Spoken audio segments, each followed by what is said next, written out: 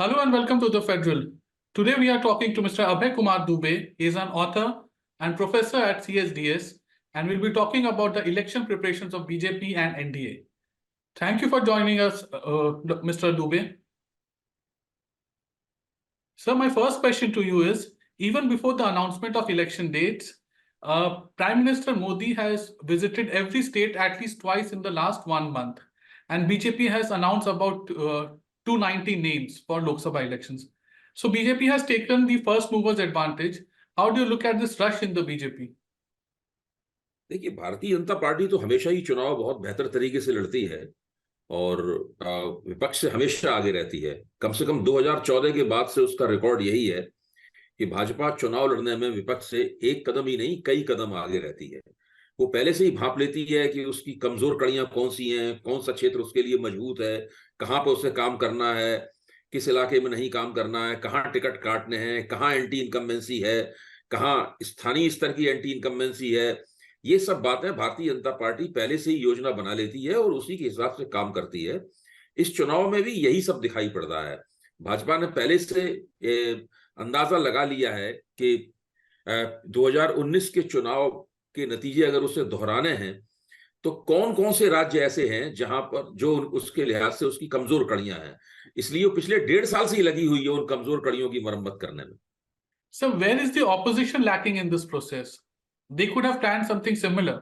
देखिए, अपोजिशन ने, विपक्ष ने शुरुआत बहुत अच्छी की थी।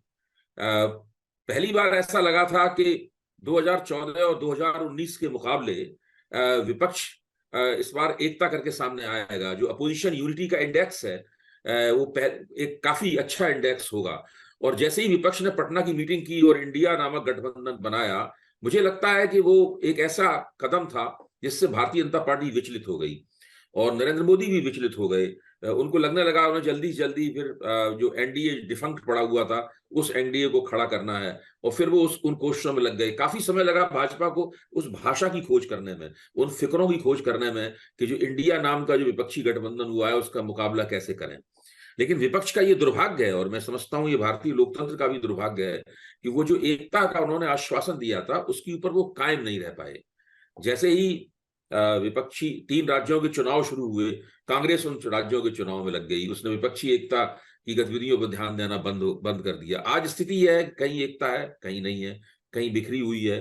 कोई भी नेशनल नैरेटिव, जैसे कि नरेंद्र मोदी और भारतीय जनता पार्टी मिलकर हमेशा पूरे देश को एक खुशनुमा कहानी सुनाते रहते हैं कि पिछले 10 साल में उन्होंने कितना जोरदार काम किया है। विपक्ष के पास भी उसके पैरेलल, उसके समांतर एक कहानी होनी चाहिए थी जो विपक्ष को सुनानी चाहिए थी कि भाई इस देश में बेरोजगारी है, इस देश में महंगाई बहुत है, चीन से सरकार का हाथ दबा हुआ है, वगैरह वगैरह बहुत सारे मुद्दे थे। फिर इलेक्टोरल जो बॉन्ड्स हैं उनका मुद्दा भी उनको बैठे बिठाए विपक्ष को मिल गया। लेकिन विपक्ष इन तमाम चीजों का फायदा उठाने में नाकाम रहा। मैं समझता हूं कि ये एक ऐसा मौका था जब विपक्ष नरेंद्र मोदी को मजबूर कर सकता था कि वो उनकी पिच के ऊपर खेलें। लेकिन हुआ उल्टा। विपक्ष ने अपनी पिच बनाई नहीं। चूंकि अपनी पिच उसने बनाई नहीं, इसलिए वो नरेंद्र मोदी को मजबूर नहीं कर पाया। लेकिन फिर भी मैं समझता हूं कि 2014 और 19 के मुकाबले विपक्षी एकता का जो सूचकांक है, वो जो इंडेक्स है, थोड़ा बेहतर है। 2014 में तो कुछ थे ही नहीं और 2019 में भी कोई एकता नहीं थी। लेकिन इस बार बहुत सारे इलाकों में उन्होंने एक एक उम्मीदवार खड़ा किया है। लेकिन समस्या क्या है? समस्या यह है कि वो उम्मीदवार जनता के पास क्या क्या कहने के लिए जाएगा। वो कहेगा कि भाई महंगाई है, वो कहेगा बेरोजगारी है, लेकिन वो ये जनता को नहीं बता पाएगा कि ये महंगाई और बेरोजगारी खत्म करने में या विदेश नीति को दुरुस्त करने में या अर्थव्यवस्था को ठीक करने में उसके पास जो भाजपा कर रही है उसके अलावा ठोस रूप से क्या है। मेरे ख्याल से होना ये चाहिए था कि जो बातें कांग्रेस आज कह रही है, तरह तरह की गारंटियां दे रही है, चाहे औरतों को मदद करने की गारंटी हो, चाहे बेरोजगारों को मदद करने की गारंटी हो, किसानों के लिए गारंटियां हो, ये सारी की सारी गारंटियां पटना की मीटिंग में जो विपक्षी एकता के मर्म में उसको स्थापित करनी चाहिए थी। और जो एनडीए का न्यूनतम साझा कार्यक्रम, जो कॉमन मिनिमम प्रोग्राम होता, वही प्रोग्राम एनडीए की सरकारों का घोषणा पत्र होता। अब सवाल यह है कि कांग्रेस अलग घोषणा पत्र बना रही है, समाजवादी पार्टी का घोषणा पत्र अलग होगा, किसी का अलग होगा। इस तरीके से आप एक भाजपा जैसी शक्तिशाली पार्टी को पिछले 10 साल से हुकूमत पर काबिज है और जिसने पूरे देश में एक जो सार्वजनिक डिस्कोर्स होता है, जो एक पॉपुलर नैरेटिव है, उसको उसने बदल दिया है, उसका मुकाबला नहीं किया जा सकता। तो विपक्ष को जो करना चाहिए था, विपक्ष को पता था कि उसे क्या करना है, फिर भी उसने नहीं किया। कांग्रेस को पता था कि उसे क्या करना है, फिर भी उसने नहीं किया। यह सबसे बड़ी समस्या है कि ऐसी बात नहीं है कि कोई नरेंद्र मोदी को कड़ी चुनौती देना कोई रॉकेट साइंस है। सबको पता है कि कड़ी चुनौती कैसे दी जा सकती है। नरेंद्र मोदी की पार्टी में ऐसा अंदेशा कैसे पैदा किया सकता है कि आपकी सीटें कम होने वाली हैं, फिर भी आप उस काम को नहीं कर रहे हैं। आपने करना शुरू कर दिया, फिर बीच में अपने ही किए हुए काम को आपने गड़बड़ा दिया। तो मैं समझता हूं कि ये ऐतिहासिक मौका था जो उन लोगों ने खो दिया। So slowly but steadily, BJP has tried to strike a balance in Karnataka, in Andhra Pradesh, in Tamil Nadu also with its alliance partners for a better performance in the southern states. Do you think the results will be different this time? देखिए, केवल कर्नाटक ही है जहां Bharatiya Janata party Ayodhya आंदोलन के जमाने से ही लोकसभा में लगातार बेहतर प्रदर्शन कर रही है। इसके अलावा ऐसा कोई भी दक्षिण भारत का राज्य नहीं है जहां भारतीय जनता पार्टी कुछ कर पाए। वहां पे जैसे कि आंध्र प्रदेश में उसने तेलुगु देशम पार्टी के साथ समझौता किया है। ये मान के समझौता किया है कि वाईएसआर रेड्डी सरकार के खिलाफ कोई एंटी इनकम्बेंसी होगी। लेकिन अभी मैं एक सर्वे पे होने वाली बहस में था, सी वोटर का सर्वे था, तो बता रहे थे कि टीडीपी और बीजेपी मिलकर 42% वोट आ रहा है सर्वे में। मैं उदाहरण के तौर पे कह रहा हूं, जरूरी नहीं सर्वे की बातें सब सही हो, लेकिन वाईएसआर कांग्रेस को अकेले ही 41% वोट आ रहा है। तो इनको 42% आ रहा है, उसका 40, इसका मतलब कोई एंटी इनकम्बेंसी है नहीं। जगनमोहन, दरअसल भारतीय जनता पार्टी, हकीकत यह है, हम सब लोग जानते हैं, आप भी जानते हैं ज्ञान, कि भारतीय जनता पार्टी दोनों से समझौता करने के लिए बातचीत चला रही थी। वो जगनमोहन से भी बातचीत चला रही थी और चंद्रबाबू से भी बातचीत चला रही थी। तेलंगाना के चुनाव नतीजों के बाद उसने तय किया कि हमें कम्माओं की पार्टी से समझौता करना है, रेड्डियों की पार्टी से समझौता नहीं करना है। लेकिन इससे हुआ ये कि जो रेड्डी समाज था, और भी ज्यादा पूरी ताकत से, जो कि आंध्र प्रदेश की और तेलंगाना की बहुत बड़ी ताकत है, और भी ज्यादा पूरी ताकत से वाईएसआर रेड्डी कांग्रेस के पक्ष में एकजुट हो गया। यहां तक कि उसने कांग्रेस को, जिसकी नेता जगनमोहन की बहन ही है शर्मिला रेड्डी, उसको एक तरह से छोड़ ही दिया। कांग्रेस को वहां कोई वोट ही नहीं आ रहे हैं। सीधी सीधी लड़ाई टीडीपी और बीजेपी के गठजोड़ में और वाईएसआर रेड्डी कांग्रेस के बीच में है।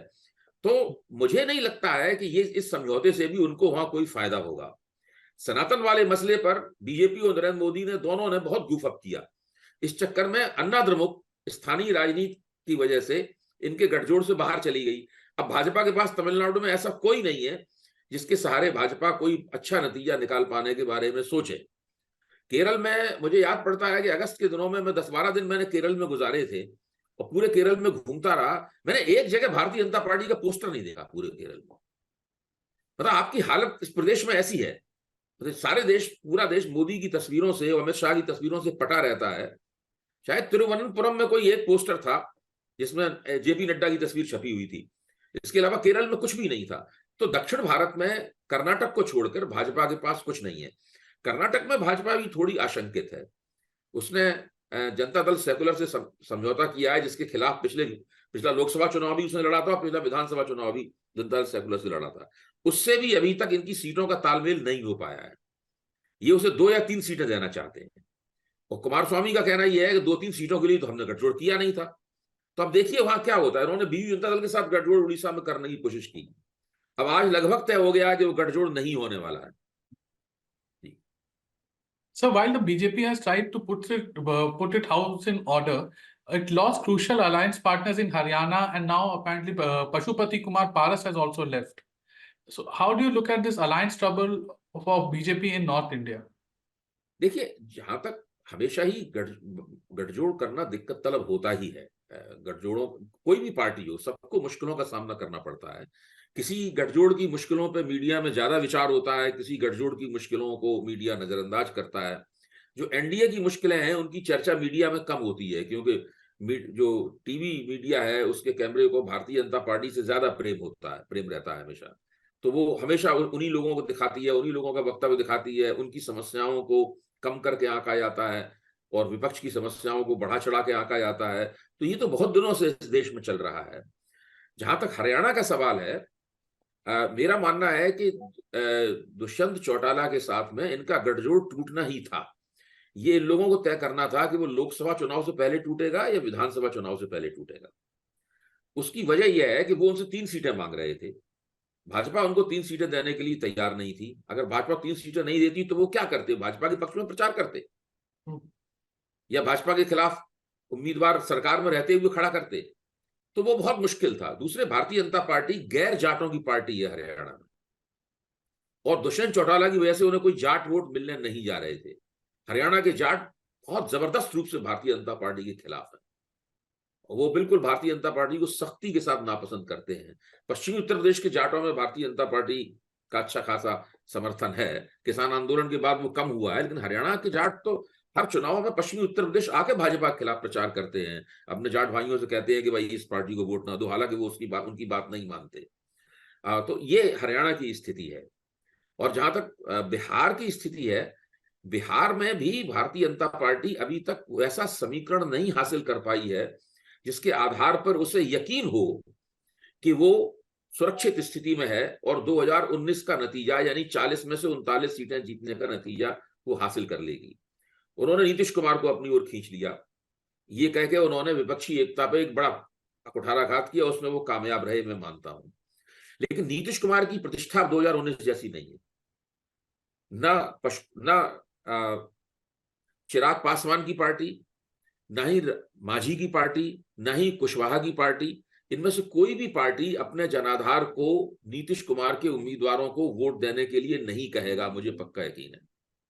भारतीय जनता पार्टी का भी जो जनाधार है वो उतनी सहजता के साथ में, स्मूथली कहें आप, वो भाजपा को वोट देगा, ये वहां भी नहीं होगा। तो मेरे कहने का मतलब ये है कि गठजोड़ तो कुल उन्होंने कर ही लिया है और आगे भी कर लेंगे, जो समस्या है उनको दूर कर लेंगे। लेकिन सबसे बड़ी समस्या का सामना एनडीए बिहार में कर रहा है कि उसके अंदर के घटक दलों का आपस में वोटों का ट्रांसफर ठीक से नहीं होगा। यही समस्या उसकी महाराष्ट्र में है, यही समस्या बिहार में है।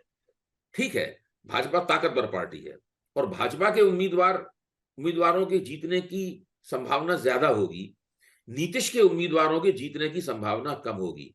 मैं ये नीतीश की तारीफ करूंगा कि नीतीश ने अपनी प्रतिष्ठा कम रहते हुए भी भारतीय जनता पार्टी से बहुत अच्छा सौदा किया। भाई आखिरकार उन्होंने 16 एमपी पिछली बार जिताए थे, तो 16 सीटें उन्होंने प्राप्त कर ली। भाजपा के पास 17 सीटें रह गई। अपने हिस्से की सीटें किसी और देने के चक्कर में वो पशुपत पारस को भी खो बैठे। मुकेश सहनी को भी उन्होंने कोई सीट नहीं दी। तो पशुपत पारस और मुकेश सहनी दोनों सोच रहे होंगे, मुझे नहीं पता वो क्या करेंगे, कि भाई वो क्या महागठबंधन के साथ चले जाएं, तेजस्वी यादव के साथ चले जाएं। अगर ऐसा हुआ तो तेजस्वी यादव को कुछ ओपनिंग्स मिलेंगी जो अभी तक उनके पास नहीं है, महादलितों और अति पिछड़ों में अपना प्रभाव बढ़ाने की। मैं नहीं कह रहा हूं कि वो वोट उन्हें बहुत ज्यादा मिलेंगे, लेकिन कम से कम उस सिलसिले की शुरुआत हो जाएगी जो सिलसिला विधानसभा चुनाव तक जाता है।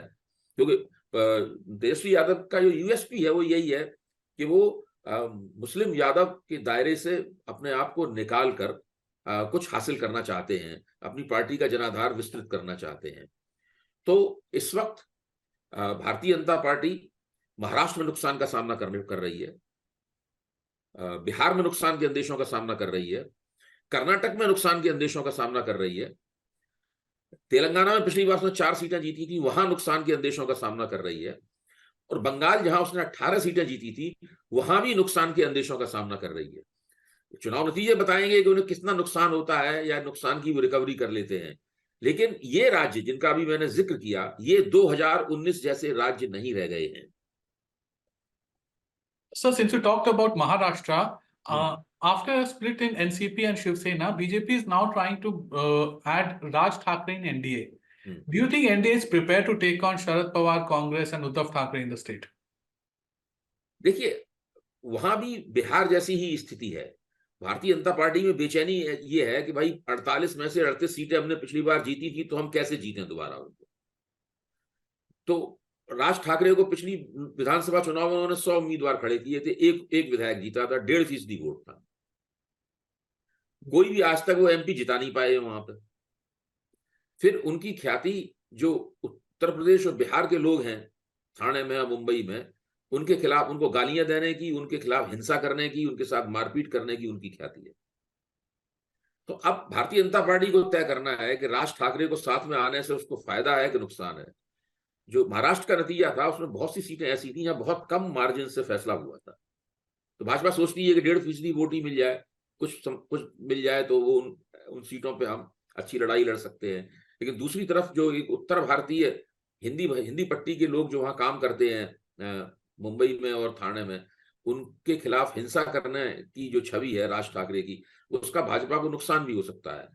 बिहार की ही तरह महाराष्ट्र में भी भाजपा अभी तक ये तय नहीं कर पाई है कि एकनाथ शिंदे उसे मराठी वोट दिला सकते हैं कि नहीं दिला सकते हैं। अजित पवार की पार्टी क्या उन वोटों को ला सकती है जो पिछली बार एनसीपी को मिले थे? क्या वहां भी घटक दलों के बीच में वोटों का जो एक दूसरे को हस्तांतरण ठीक से सहजतापूर्वक होगा या नहीं होगा?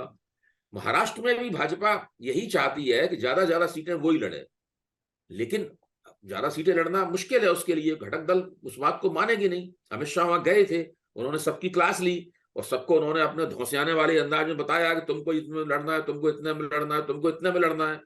ये कह के वो चले आए, ये सोच के उनकी बात मान ली जाएगी। उनकी बात तो किसी ने मानी नहीं।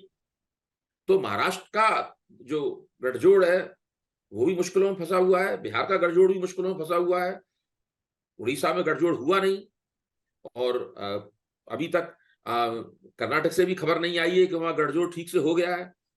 तो ये सब चीजें चल रही हैं और गठजोड़ राजनीति के फायदे होते हैं जिन्हें उठाने में भाजपा को महारत हासिल है, लेकिन उसकी दिक्कतें भी होती हैं जिनका वो सामना कर रही है। Sir, my last question to you is, a lot of Sure. people feel that 2024 general elections are a done deal. Is it true? Do you think the real electorate battle is yet to take place, or it is now understood that BJP is coming back? Would you please repeat your question? Sir, a lot of people feel that 2024 general elections are a done deal. Is it the real electoral battle is yet to take place? मुझे नहीं लगता कि हिंदुस्तान जैसा इतना बहुदलीय और पेचीदा राजनीति है, कोई भी इलेक्शन डन डील नहीं है। मीडिया में जो बातें हो रही हैं उन पे मत जाइए। जो कहना ये स्पिन है कि 400 पार, अब लोग 400 पार उस पर सवालिया निशान लगा के बहस कर रहे हैं। हम सब लोग जानते हैं कि भारतीय जनता पार्टी ने साउथ इंडिया का कोड अभी क्रैक नहीं कर पाया। नॉर्थ ईस्ट में कांग्रेस से दल बदल करके आए हुए लोग ही उसकी पूरी सत्ता और इतना भी जो कुछ है वहां चला रहे हैं। उत्तर पूर्व में भी भारतीय जनता पार्टी को कई मुश्किलें हैं। मणिपुर की घटना के कारण उसके सामने मुश्किलें हैं। सीए के कारण कई जगह उसके खिलाफ असंतोष है। मैं ये नहीं कह रहा हूं कि वहां पे वो हार जाएगी, लेकिन 2019 की तरह वहां मणिपुर उत्तर पूर्व में भाजपा के लिए आसानियां नहीं है। दक्षिण भारत की जो 130 सीटें हैं उसमें कर्नाटक को छोड़कर भाजपा कहीं कुछ जीतने की गारंटी नहीं है भाजपा के पास। इसके अलावा जिन इलाकों में उसने 90%, 95% या 100% के करीब स्ट्राइक रेट निकाला था, उनमें से कई राज्य कर्नाटक, महाराष्ट्र, बिहार संकट में है। जहां 46 से 50% स्ट्राइक रेट था बंगाल, उसमें कोई गारंटी नहीं है कि भाजपा पिछला प्रदर्शन दोहरा पाए। तो भारतीय जनता पार्टी आगे है विपक्ष से, इसमें कोई शक नहीं। कितनी आगे है ये खुद भाजपा को नहीं पता है। आप राष्ट्रीय स्वयंसेवक संघ के अंदरूनी लोगों से बातचीत कीजिए, मीडिया में जो नैरेटिव चल रहा है उसको नजरअंदाज कीजिए। वो बिल्कुल नैरेटिव गलत नैरेटिव है। उनसे बातचीत कीजिए तो भारतीय जनता पार्टी की जो अपनी मुश्किलें हैं वो मुश्किलें समझ में आती हैं कि आपने महाराष्ट्र में 2 पार्टियां तोड़ दी, इसके बावजूद आपको 1.5% वोट रखने वाले बंदे की जरूरत महसूस हो रही है। आप बिहार में विपक्ष के खाते से नीतीश कुमार को खींच लाए, इसके बावजूद आप वहां पर अपनी सेटिंग पूरी सही नहीं कर पा रहे हैं। 2 चुनाव जिस पार्टी खिलाफ आपने कर्नाटक में लड़े उसके साथ आपने समझौता किया, लेकिन आपका गठजोड़ वहां नहीं हो पा रहा है। बीजू जनता दल से इतने दिनों से आप गले मिल रहे थे नवीन पटनायक के साथ में, लेकिन आपका गठजोड़ वहां पर नहीं हुआ। कर्नाटक में आप दोनों ताकतों से गठजोड़ करने के लिए टू टाइमिंग कर रहे थे, बातें कर रहे थे मतलब, लेकिन जिससे गठजोड़ हुआ आपसे वो मिलके भी जो सत्ताधारी दल है उससे ज्यादा वोट नहीं ला पा रहा है। तो ये स्थिति है। इसलिए डन डील तो ये किसी कीमत पर नहीं है। भाजपा आगे है, लेकिन कितनी आगे है इसके ऊपर अभी हमें और ज्यादा गंभीरता से और बारीकी से गौर करना होगा। Thank you for sharing your thoughts, Mr. Dubey. It was a Thank pleasure talking to you. Thank you. बहुत बहुत शुक्रिया।